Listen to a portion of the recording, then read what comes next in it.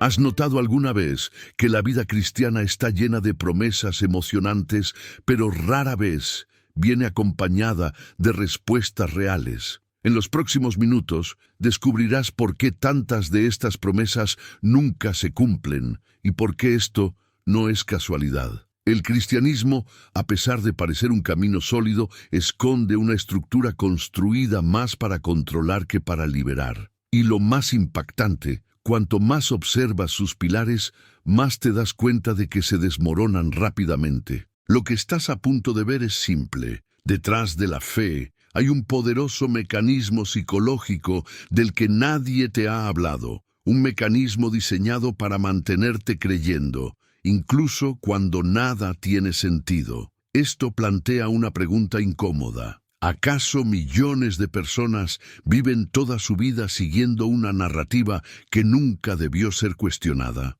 Es precisamente cuando comienza este cuestionamiento que la estructura cristiana empieza a tambalearse. Y cuando tambalea, revela algo mucho más grande de lo que la Iglesia quiere admitir. Por eso, este video es una oportunidad única. Aquí verás claramente 10 razones por las que ser cristiano significa seguir una mentira, no metafórica ni simbólica, sino construida. Una mentira que perdura porque ofrece respuestas rápidas a dolores profundos. No es necesario destruir la fe de nadie, simplemente observa cómo funciona. Lo más curioso es que gran parte de esta estructura no nació de la espiritualidad, sino de la necesidad humana de crear certezas artificiales. Y cuando te das cuenta de esto, algo cambia. Empiezas a ver tu propia vida sin la lente distorsionada de la culpa, el miedo y la promesa de un Salvador. Y cuando esa lente se desvanece,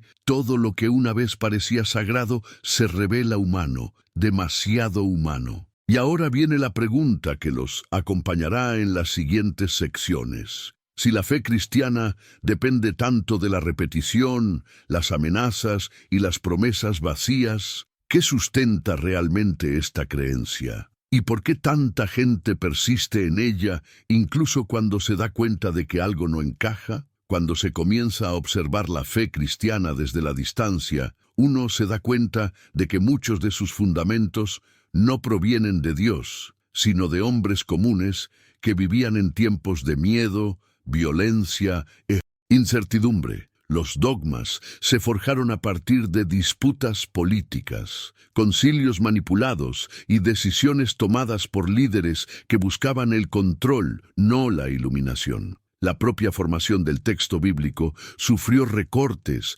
ajustes y exclusiones que no eran espirituales, sino estratégicos. Y es precisamente aquí donde comienza la primera gran grieta. ¿Cómo se puede confiar en una creencia que se proclama perfecta si su construcción fue todo menos perfecta? El cristianismo vende la idea de su infalibilidad, pero su historia demuestra lo contrario. Cada concilio, cada alteración doctrinal, cada disputa interna revela que la fe cristiana es un organismo maleable, influenciado por intereses humanos. La promesa de la verdad absoluta funciona bien, hasta que alguien pide pruebas. Cuando eso sucede, la narrativa se desmorona, porque la fe cristiana depende de la aceptación ciega. La lógica es simple. Cuanto menos preguntas, más espiritual pareces. Y cuanto más preguntas, más rebelde o engañado te consideran. Es un sistema diseñado para castigar el pensamiento crítico.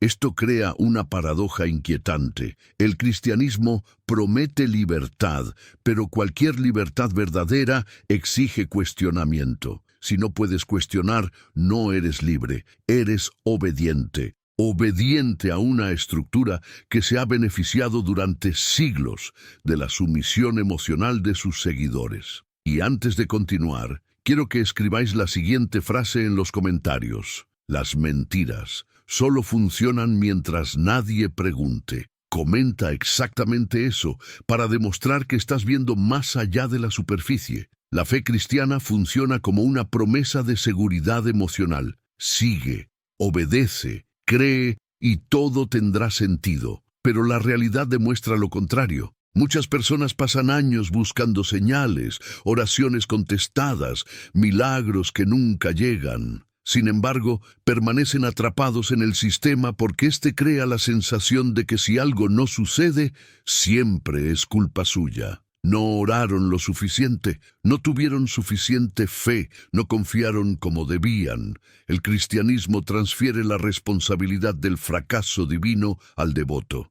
Esta inversión es uno de los mecanismos más poderosos del cristianismo. Cuando la culpa siempre es tuya, la religión nunca falla. Cuando la promesa no se cumple, el error nunca está en la doctrina, sino en ti. Esto mantiene al creyente en un estado constante de autovigilancia emocional, siempre intentando adaptarse para cumplir expectativas imposibles. Este mecanismo es tan efectivo que cautiva incluso a personas inteligentes, críticas y racionales. La fe funciona como un ancla emocional que aprovecha las fragilidades humanas universales, el miedo a la pérdida, el miedo a la muerte, el miedo al abandono. Y cuanto más frágil es una persona, más fuerte es la influencia de la narrativa cristiana sobre ella. El problema es que la fe, presentada como la solución a todo, no resuelve lo que promete,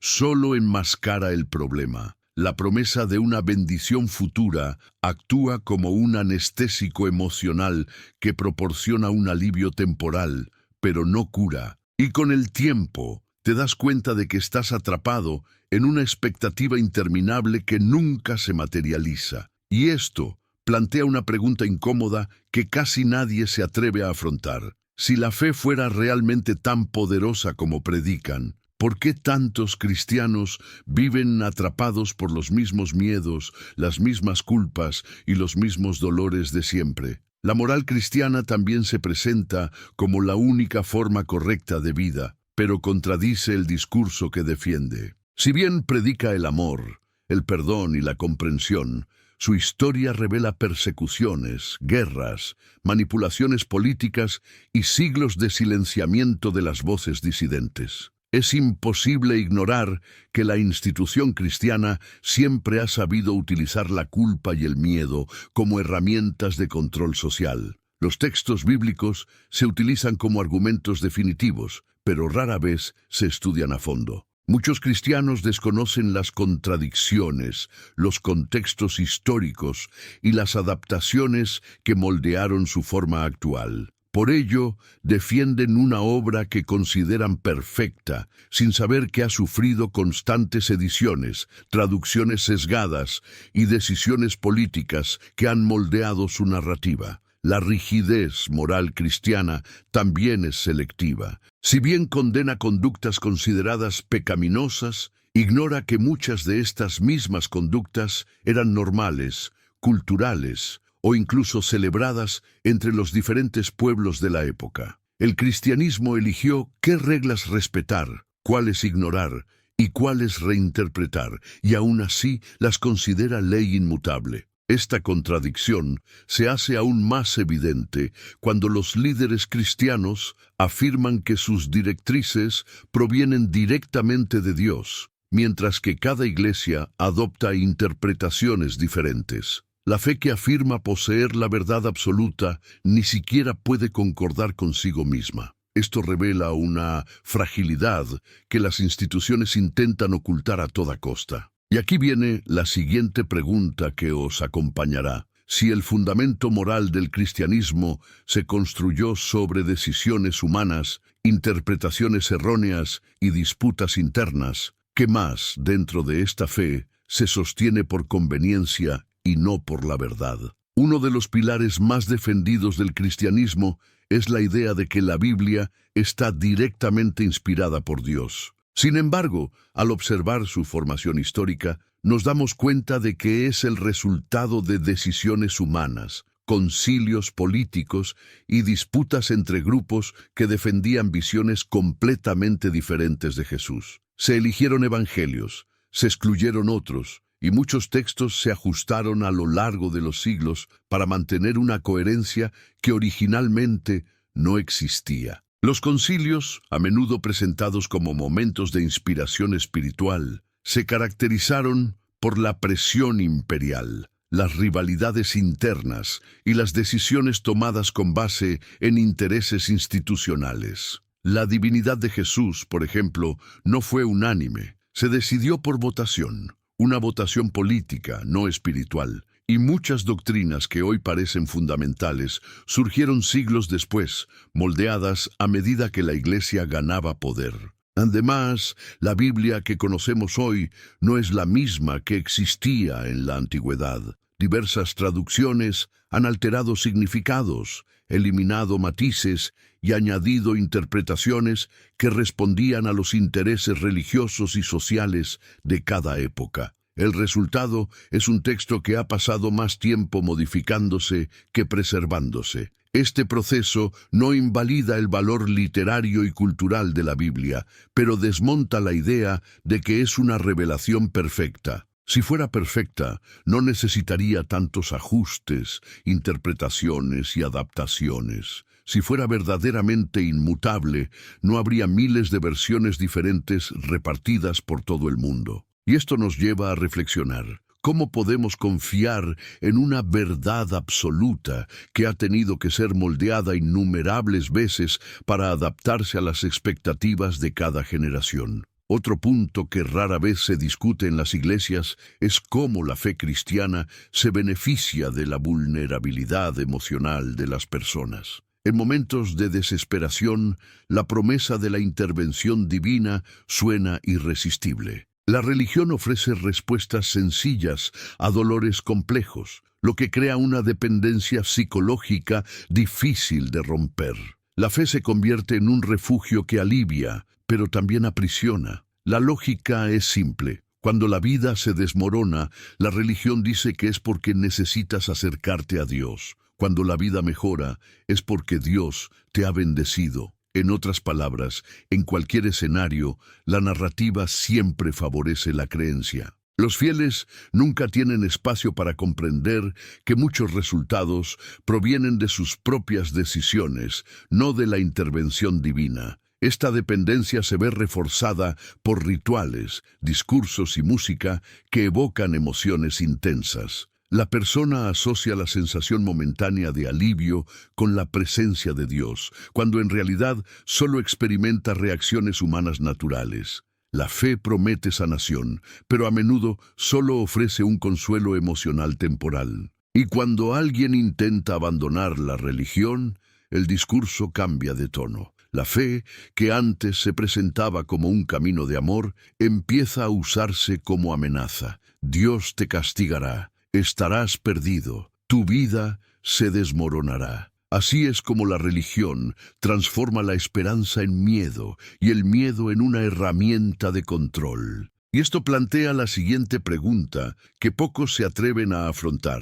Si la fe verdaderamente libera, ¿por qué abandonar la religión se considera una amenaza y no una elección legítima? La figura de Jesús, central para la fe cristiana, también está envuelta en múltiples interpretaciones que han cambiado profundamente a lo largo de los siglos. Los evangelios discrepan en varios puntos esenciales, como fechas, acontecimientos e incluso frases que se le atribuyen. Aún así, las iglesias afirman que todo está en perfecta armonía. Lo cierto es que estas narraciones se ajustaron para encajar en una imagen construida posteriormente, no para relatar con precisión hechos históricos. Con el avance de los estudios académicos, muchos investigadores han comenzado a cuestionar si el Jesús presentado por las iglesias realmente existió tal como se predica. No existen registros contemporáneos que confirmen los milagros,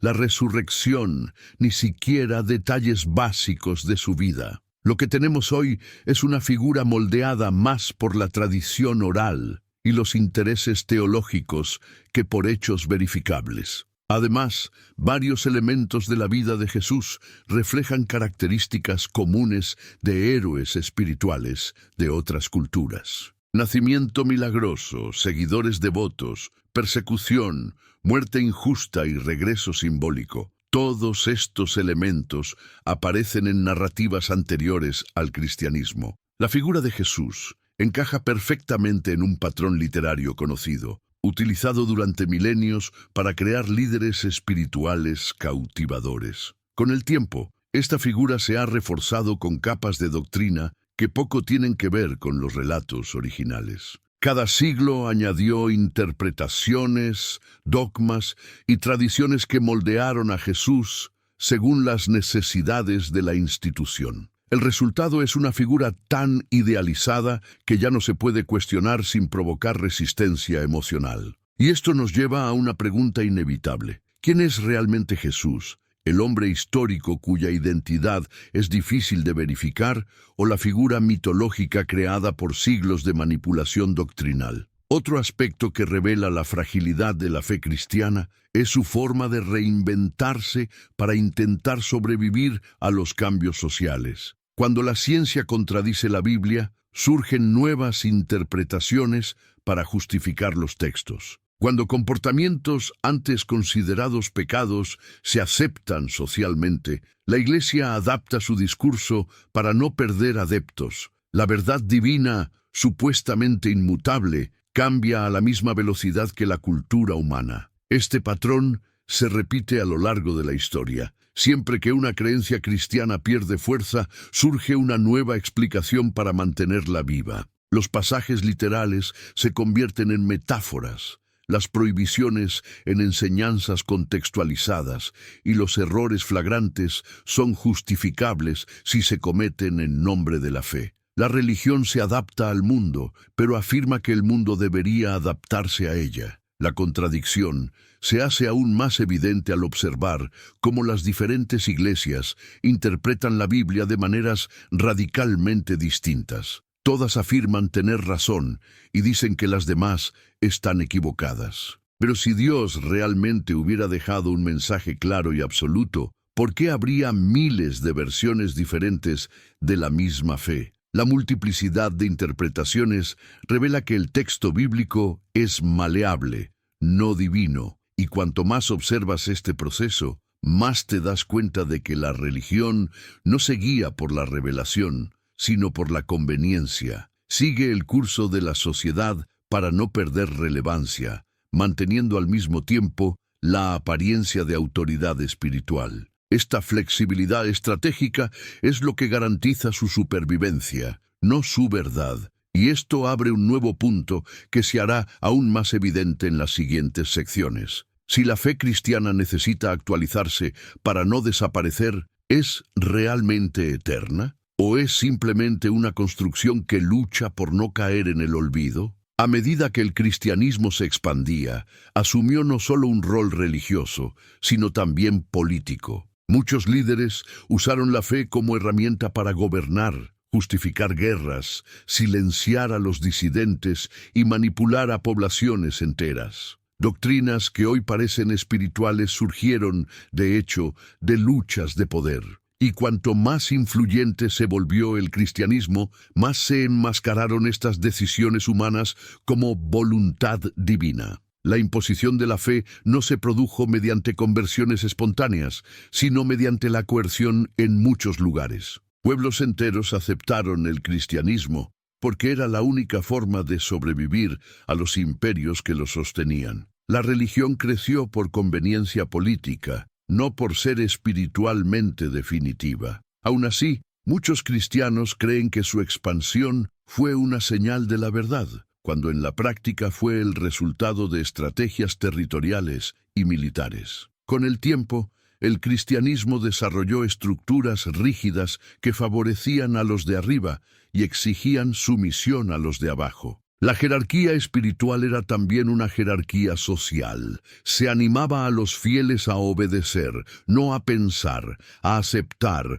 no a cuestionar, a confiar en la autoridad, no en su propia conciencia. El discurso del amor coexistió con prácticas de dominación que moldearon siglos de historia. Incluso hoy, este mecanismo sigue activo. La religión sigue influyendo en las decisiones políticas, el comportamiento social e incluso en la percepción individual de la moralidad. Se enseña a los fieles a creer que cualquier incomodidad con la doctrina es una prueba espiritual, cuando, en realidad, es simplemente su conciencia intentando manifestarse. El conflicto interno no es falta de fe, sino un exceso de lucidez. Y aquí surge una pregunta que muchos tratan de ignorar. Si una creencia depende tanto de la obediencia y no del libre pensamiento, ¿libera o simplemente cambia la forma de las cadenas? El cristianismo también cimentó su fuerza en la promesa de salvación.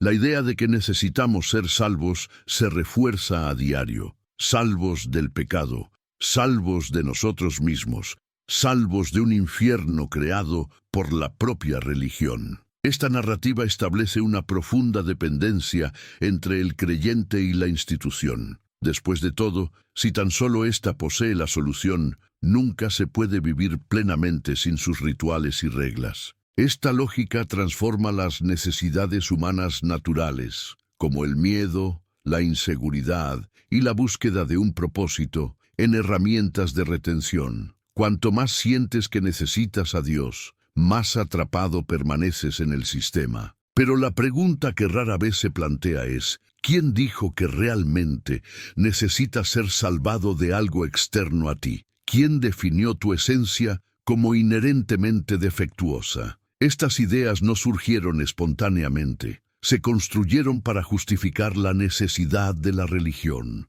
La salvación funciona como un producto que nunca se entrega, nunca se llega del todo. Siempre se está casi ahí, siempre falta algo, siempre se necesita mejorar, siempre se depende de la institución para no perderse. En este modelo no hay verdadera libertad, solo un ciclo interminable de culpa y esperanza. Un ciclo que mantiene al creyente emocionalmente vulnerable y espiritualmente dependiente. Y cuando los fieles se preguntan por qué, incluso después de años de fe, tantas heridas permanecen abiertas, tanta culpa permanece viva y tantos temores persisten, la respuesta suele ser, sigue creyendo. Nunca hay lugar para cuestionar si el problema reside en la doctrina, no en ti. Esta ausencia de reflexión crítica es el secreto de la perpetuación del sistema. Y antes de pasar a los siguientes apartados, quiero preguntaros algo esencial.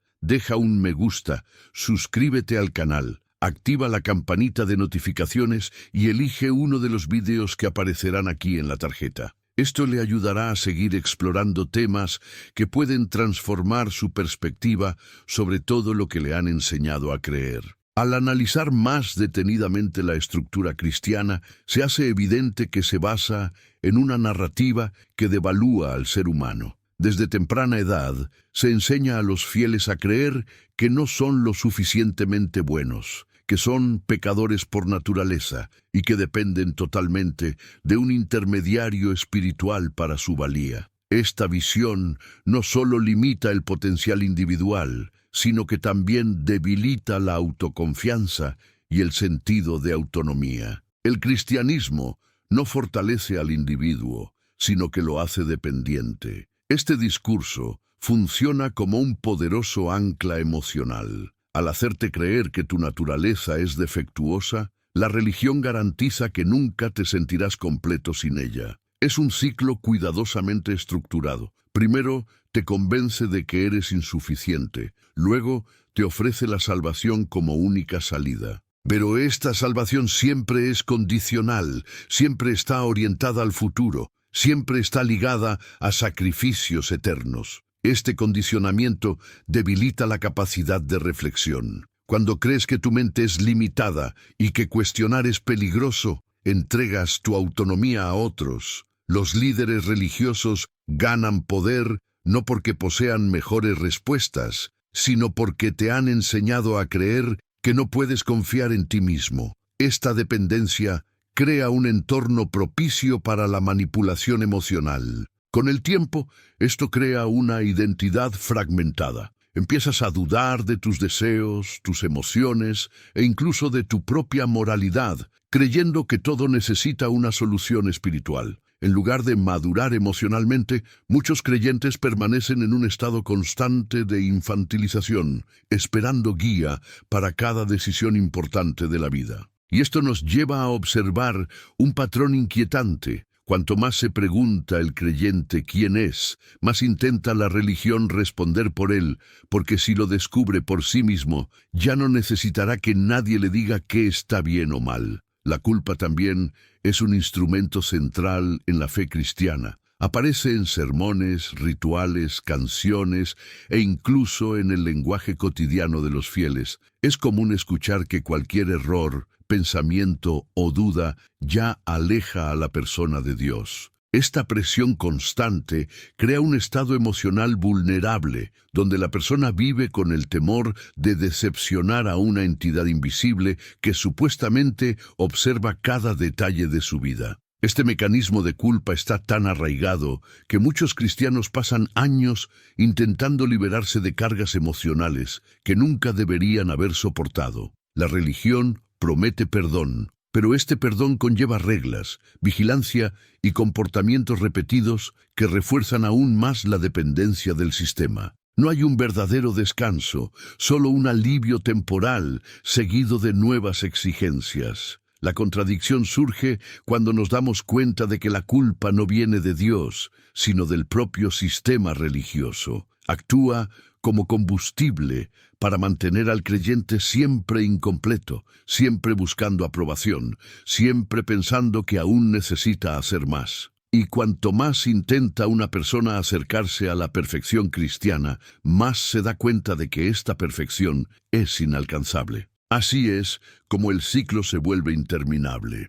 Este patrón revela algo que rara vez se discute. La religión no solo no libera al creyente, sino que también crea los problemas psicológicos que promete resolver. La fe presenta el sufrimiento como consecuencia de la distancia de Dios, cuando a menudo el sufrimiento surge de la doctrina misma. Y, cuando el creyente intenta comprender esta contradicción, surge un temor silencioso a pecar al cuestionar. Y esto plantea una pregunta incómoda que será esencial en los siguientes apartados. Si la fe vino verdaderamente a aliviar la carga emocional de las personas, ¿por qué tantos cristianos cargan con culpas, miedos y ansiedades que parecen provenir no de la vida, sino de la religión misma? Otro punto que rara vez se admite abiertamente es el impacto psicológico de la constante amenaza del infierno. Incluso cuando se presenta sutilmente,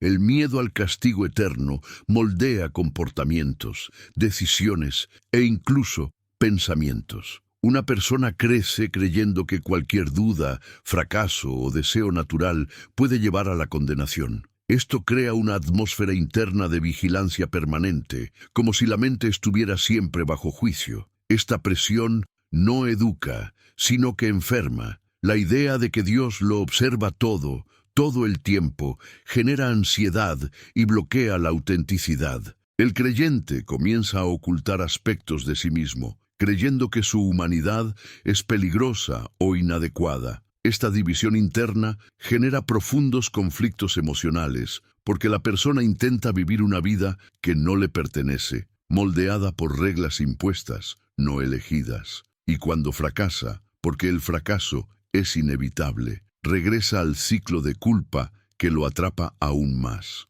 Además, el cristianismo asocia el sufrimiento con un propósito espiritual. Esta narrativa lleva a muchos a creer que su dolor es la voluntad de Dios, lo que impide la búsqueda de soluciones concretas. La religión transforma el dolor en una medida de fe, creando una idealización del sacrificio que distancia al creyente de la responsabilidad del autocuidado. Esto perpetúa comportamientos autodestructivos que se justifican como devoción. La promesa de una recompensa futura también contribuye a la resignación. En lugar de esforzarse por cambiar en el presente, muchos se conforman con una vida limitada, creyendo que serán recompensados en otra existencia. Esto desvía la atención del presente, impidiendo que la persona desarrolle autonomía emocional, fuerza interior y sentido de autonomía. La fe se convierte en un sedante que obstaculiza el crecimiento.